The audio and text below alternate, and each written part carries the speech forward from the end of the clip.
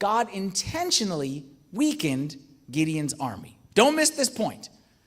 God intentionally took the army, math majors, started off at 32,000, ended up at 300. Give me a percentage. What percentage of Gideon's army did he cut out? Carry the one, denominator. Okay. He went from 32,000 down to 300. That's less than 1%. 32,000 would have been 320 if it was 1%. God cut 99%. Gideon didn't have much, but Gideon had his soldiers. And God said, I'm going to cut 99% of your strength and get rid of it. I'm not saying God wants to hurt you. I'm not saying God wants you to be destroyed. But what I'm saying is that sometimes it certainly does seem like it, doesn't it? Certainly seems like God is trying to destroy Gideon. God wants for Gideon to lose. That's how it seems. It's clearly not the case, as we'll see in a second. But it sure does seem like that at times. And I'm sure it seems like that for me, and it seems like that for you sometimes. And that's why the lesson, our key thought here for today, which I'm going to show you up here on the screen in a second. I'm going to put it up here on the screen, and I'm telling you the importance of this. If you get what I'm about to say, if you get what Gideon got today, this is transformative for your life. The way you raise your kids, your ability to have peace in your home, success in your life, like your career, whatever it may be, if glorifying God, if you get what I'm about to say, it's a game changer for the rest of your life. Ready? Your greatest asset isn't your army, but your confidence in God. Your greatest asset isn't your army, but your confidence in God. I bet if I brought every single person up here, you have a story to share that goes along with this. You have a time in your life where you can look back and say, you know what? God made me weak against my will. God took away my strength. God took away what I was relying on. And it seems like he kept doing it. It wasn't just random. It seems like God was intentionally doing it. God pushed me to the point where I said, you know what? I can't, God, I can't.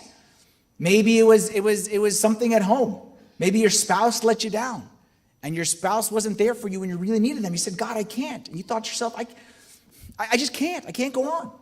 Maybe for you, you got laid off at the worst possible time, like lay off here, lay off there, could have handled it. But God, why now? Maybe for you, it's a sickness for yourself or a loved one. And it's one of those ones that there's just no answers to. And you just keep going from doctor to doctor and just no solution.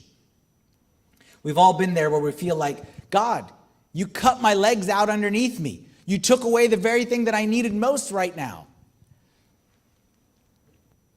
And you've asked yourself the question, how am I going to survive? How am I going to get through? And the answer is right there. The answer is, I'm not taking away your strength. I'm actually highlighting your greatest asset. I'm putting the spotlight on the thing that you need the most, which is your confidence and trust in me. For me personally, let me tell you how I apply this. For me, my greatest asset as a priest, what's going to lead to my success when all is said and done more than anything else, it's not my experience, not how smart I am, not my plans, not my great strategic mind or whatever all that nonsense is. What's going to be when all is said and done, what's going to make me successful, not successful, is my ability to put my trust and confidence in God. My ability to raise my kids is not about the books I read or the blogs I read or the seminars I attend. Like, all that stuff is great. But in the end, my ability to be successful as a dad or you as a mom or whatever it may be comes down to my ability to rely and trust and have confidence in God that they're their kids, they're his kids, not my kids. The number one criteria in all of life for God to bless you and use you mightily is going to be your ability to trust and rely on him. Matthew 13, verse 58, Jesus said it this way. It says, now he did not do many mighty works there because of their unbelief. Every time I read this verse, I think to myself, I wonder how many homes God is looking down on from heaven and says, not many mighty works there because of their unbelief. I don't want that to be my house. I don't want that to be my church. I don't want God to look down at my church and say, I want it to work. I want it to bless. I wanted to do mighty things there, but I just couldn't because they didn't rely on me. They didn't trust in me. There was no belief right there. Your greatest asset isn't your army. It's not your soldiers. It's not your plans. It's not your experience. Your greatest asset is your trust and confidence in God. So let me ask you, and whatever battle you're in right now, what are you relying on? What did you fall back on? What is it you're like, as long as I have that, I'm okay, but I can't lose that?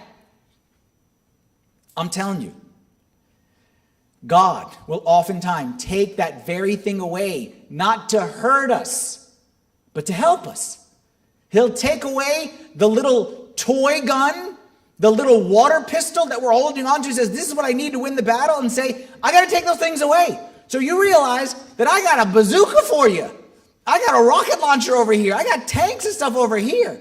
And I'm trying to get you to use that, but you're stuck on these little, the cap, remember the cap guns, the pew, pew, pew. You're stuck on those things. And I got to take those things away so that you realize your greatest asset, your strongest weapon is your confidence and your trust in God. Hudson Taylor, who was a great missionary several years ago, said it this way. He said, God wants you to have something far better than riches and gold. That is helpless dependence upon him. We don't like helpless dependence. We don't like that at all. We like that helpless dependence on God. Get that far away. We like dependence on ourselves. We like to be in control. But God, because he loves us, because God wants to bless us, because that's your best weapon. And in light of that, I just want to say, maybe you right now may need to rethink what God is doing in your life. May need to rethink what's happening in the circumstances around you, and maybe see what you've been resisting as maybe God trying to bless you instead. 2 Corinthians chapter 12, verse 9, St. Paul one time went through some tough situations, and he said that God appeared to him and said, my grace is sufficient for you, for my strength is made perfect in weakness. Therefore, most gladly, listen to the words he uses, I will rather boast. I will boast in my infirmities, that the power of Christ may rest upon me. Therefore, I take pleasure in infirmities. It sounds like sickness, to take pleasure in infirmities, in reproaches and needs and persecution and distress for Christ's sake. For when I am weak, then I am strong. St. Paul, if he was here today, would say, hey guys, let me tell you a little bit about myself. I am so bad at this. I am so subpar over here in this category. I am like your average, below average. Let me tell you where I'm the worst. And he would boast and take pleasure in these things. Why? Because what he said right there. Because it's in my weakness that his strength is revealed. It's when I'm nothing that he's everything. Said another way, you may have heard the expression, you never know God's all you need till he's all you got. You never know God's all you need till he's all you got. Back to Gideon. God created an impossible situation for Gideon. This is not a situation, this is not Tyson versus Douglas. This is not UVA versus UMBC. This is Tyson. This is not Mike Tyson fighting Buster Douglas. This is Mike Tyson fighting me, okay? Or Mike Tyson fighting my grandma, who's diabetic, after a hip replacement when she had got a cold as well. Like that's the fight that's taking place right here. The Midianites are a highly trained, highly skilled, they will outman you, outmaneuver you, they got out everything on you, and there are 135,000 of them. 135,000 against 300 guys. Now, granted, those 300 guys, they ain't face drinkers. They drink politely like normal people. But they ain't warriors. They don't have any training. They're 300 against 135,000. In case you're doing the odds, that's 450 of the bad guys for every one soldier that Gideon's got. This is not an underdog. This is a no contest.